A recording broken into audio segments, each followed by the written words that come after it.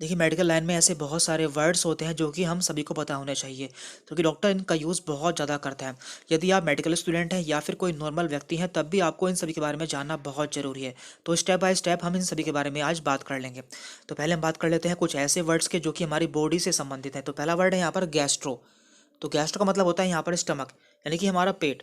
तो जब भी आपको गैस्ट्रो वर्ड देखने को मिलता है तो समझ जाइए कि आपके पेट के बारे में यहाँ पर बात की गई है। देन यहाँ पर है हिमैटो।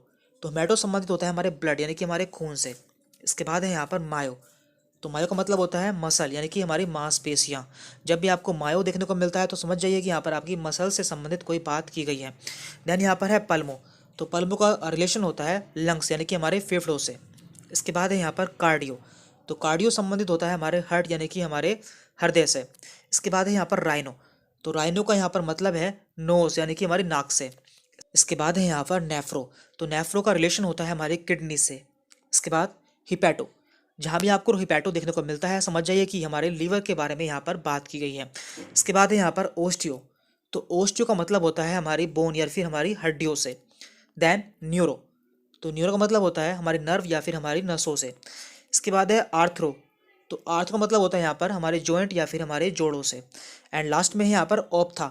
इसका मतलब होता है हमारी आई या फिर हमारी आँख। अब हम अपनी बॉडी से संबंधित कुछ ऐसे वर्ड्स देखने वाले हैं जो कि आपको अक्सर देखने को मिलते हैं। यदि आप इन्हें समझ जाएंगे तो आपको आगे कोई दिक्कत नहीं होगी। तो पहला वर्ड है यहाँ पर डिस।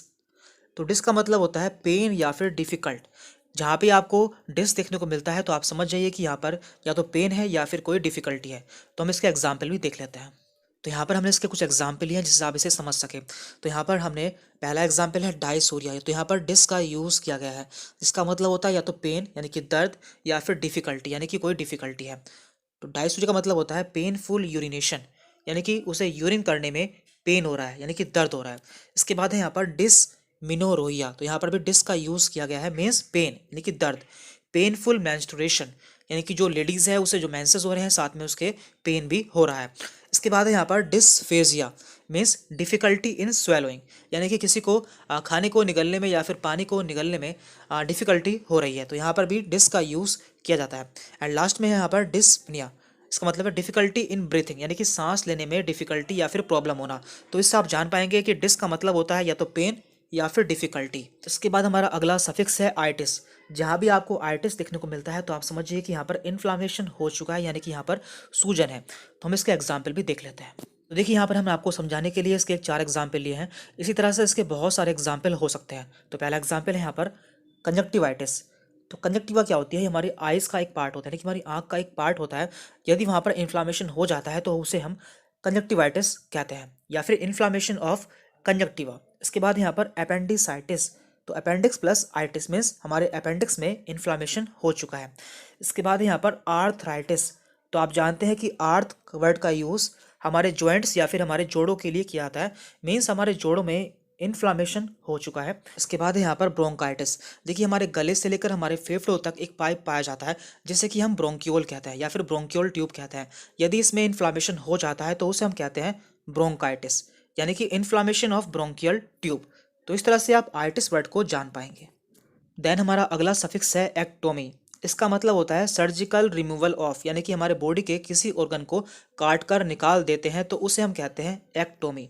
तो यहाँ पे हमने इसके कुछ एग्जाम्पल लिए हैं। पहला एग्जाम्पल है अपेंडेक्टोमी, मीन्स अपेंडिक्स को काट कर निकाल देना, या फिर सर्जिकल रिमूवल ऑफ अपेंडिक्स। इसके बाद है यहाँ पर कोलेस्टेक्टोमी, मीन्स गाल ब्लेडर को काट कर निकाल देना। देन यहाँ पर है हिस्टेक्टेक्टोमी। तो देखिए हिस्टेक वर्ड का यूज़ हमारे यूट्रस के लिए किया जाता है।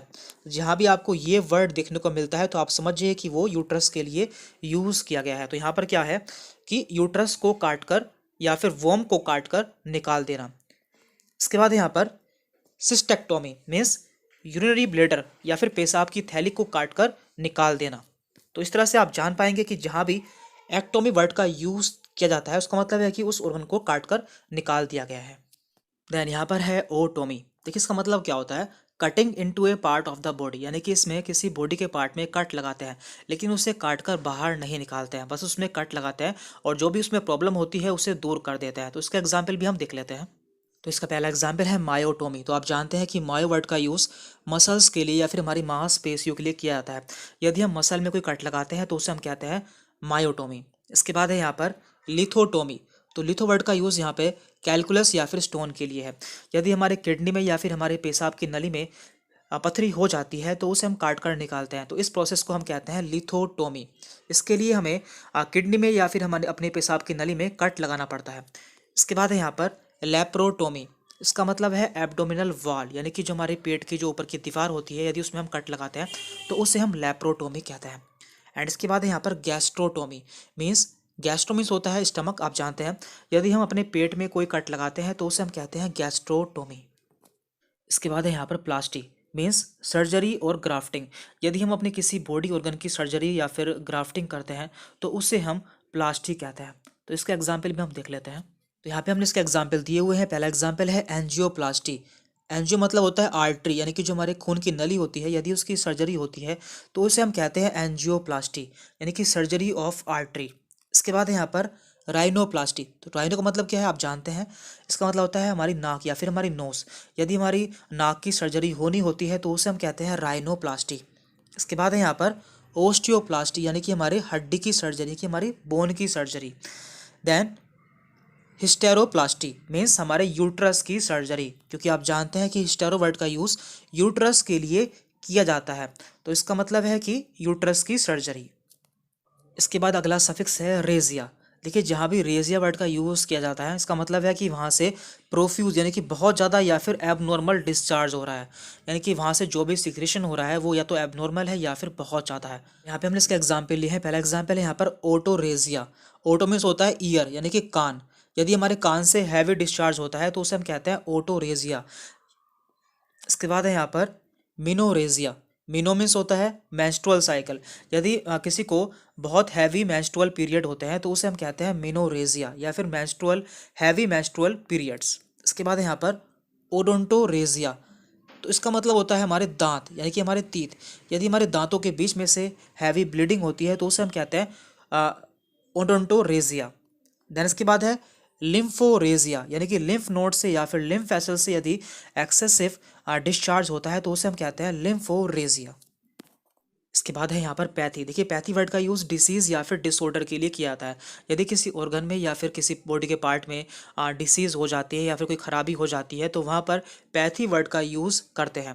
तो एग्जाम्पल है मायोपैथी। मायो का मतलब होता है मसल, यानी कि मांसपेशियाँ। तो यदि मसल्स में प्रॉब्लम या डिसीज़ होती है तो उसे हम कहते हैं मायोपैथी, यानी कि डिसीज ऑफ मसल्स। इसके बाद है यहाँ पर कार्डियोपैथी, यानी कि हार्ट में प्रॉब्लम हो चुकी है, यानी कि हार्ट में डिसीज हो चुकी है।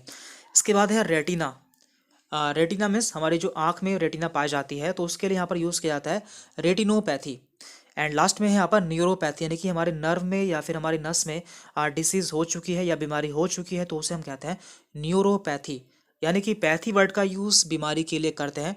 जहाँ भी आपको पैथी देखने को मिलता है तो आप समझ जाइए कि यहाँ पर बीमारी के लिए वर्ड यूज़ किया गया है।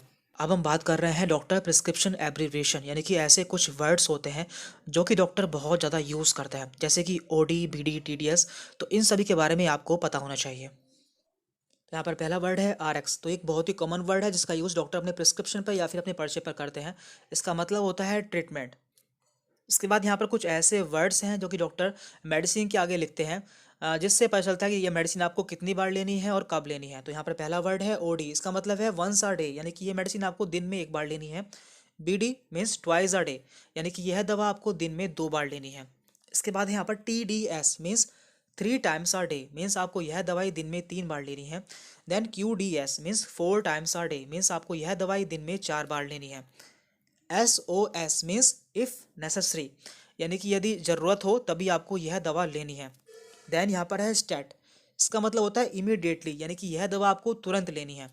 इसके बाद यहाँ पर AC मीन्स बिफोर मील्स, यानी कि आपको यह दवा खाने से पहले लेनी है, यानी कि खाली पेट लेनी है।